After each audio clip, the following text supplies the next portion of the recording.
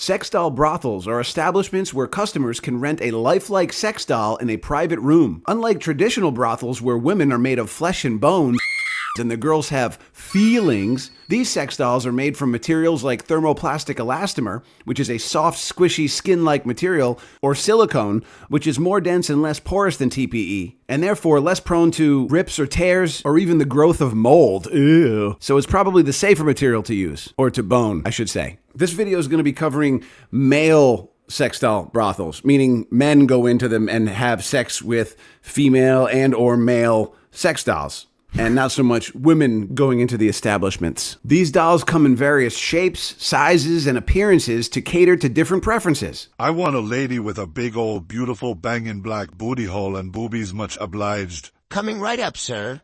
Dolls can also have other features that help enhance their realism, like robotic functions. We'll be getting a little more into the evolution and future of sex doll brothels or sex dolls in general, but they're already starting to integrate AI and robotic functions into sex dolls, and we believe the future of sex dolls lies in AI technology and robotic companions. Guys are supposed to use condoms when they go and do the intercourse with the dolls. I'm not sure if a normal guy would. They would probably just assume that they're not going to be getting anybody pregnant, so they're just going to boink it without the condom. But they are not the ones in charge of cleaning them out. Ugh. So write down in the comments below if you would wear one or not wear one. And I think that we found that the average cost was about $100 to $150 per hour, and that's US dollars. And we have a quick disclaimer that the images and clips that you see in this video are not from an actual brothel. We have not visited an actual brothel, but I bet we could run one if we wanted to with all the dolls we've accumulated through the years of doing doll review videos. And in this video, I'll be going over the origins, legalities, problems this business has faced, and the possible future of sex doll brothels. The concept of sex doll brothels is relatively new. It emerged in the late 2010s, and one of the first known establishments was Lumi Dolls, which opened in Barcelona, Spain in 2017. Lumi Dolls offered a range of sex dolls for clients, sparking international interest and media coverage. The idea quickly spread to other countries, leading to the establishment of similar businesses in Europe, Asia, and North America.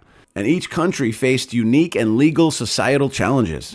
Apart from Spain, sex doll brothels have been reported in Germany, the Netherlands, and the United Kingdom. In Germany, a brothel named Bordal operates in Dortmund. The legality in these countries often depends on local laws governing adult entertainment and prostitution. Some areas require licenses while others have stricter regulations that can make operation difficult. In Japan and South Korea, where technological advancements in robotics and artificial intelligence are prominent, sex doll brothels have gained some traction. Cultural attitudes towards adult entertainment in these countries can be more permissive, but they still face regulatory scrutiny. In Canada, a company called Aura Dolls attempted to open a sex doll brothel in Toronto in 2018, but faced significant public backlash and zoning issues. In the United States, a Houston-based company called Kinky's Dolls faced legal hurdles when attempting to open a similar establishment, leading to the city council passing ordinances to prevent it. Legalities. Many countries don't have specific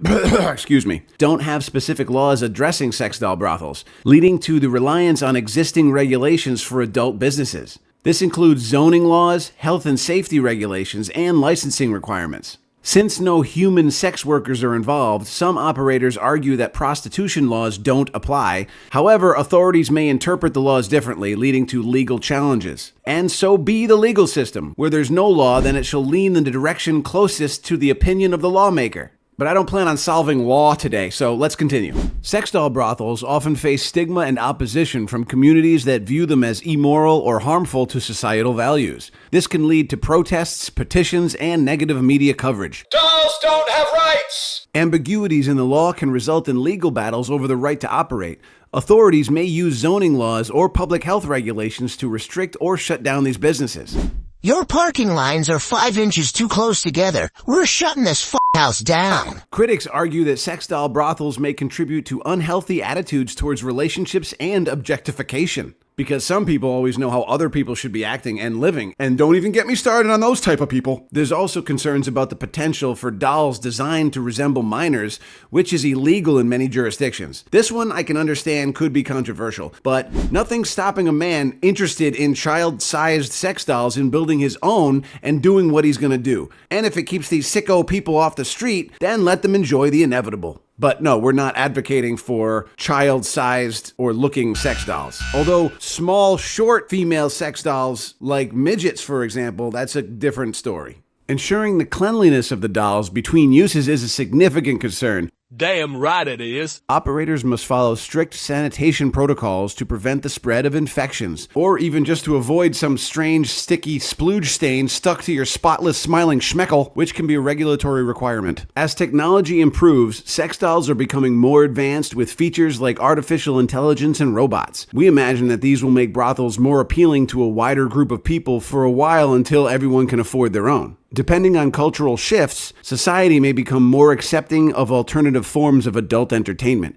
This could reduce stigma and lead to a more widespread acceptance. I'm sure when it comes time when everybody can afford their own robots, just like everybody has their own phones right now, and everybody be fucking their personal assistant robots, nobody's going to feel like this is such a weird thing anymore. Governments may develop clearer regulations specifically addressing sex doll brothels, which could legitimize the industry but also impose stricter controls. If legal and societal barriers decrease, the industry could see significant growth, potentially impacting traditional sex work by offering a different kind of service. Perhaps regulations can work in the favor of the brothel owner who charges patrons for companionship with a doll that knows, understands, and communicates with them. Now the robot can consent for sex themselves, making the situation a lot less one-sided. In a related scenario, everyone and their brother are going to want to start up their own sex robot pimp service. No, the pimp is human, but the hoes are the robots.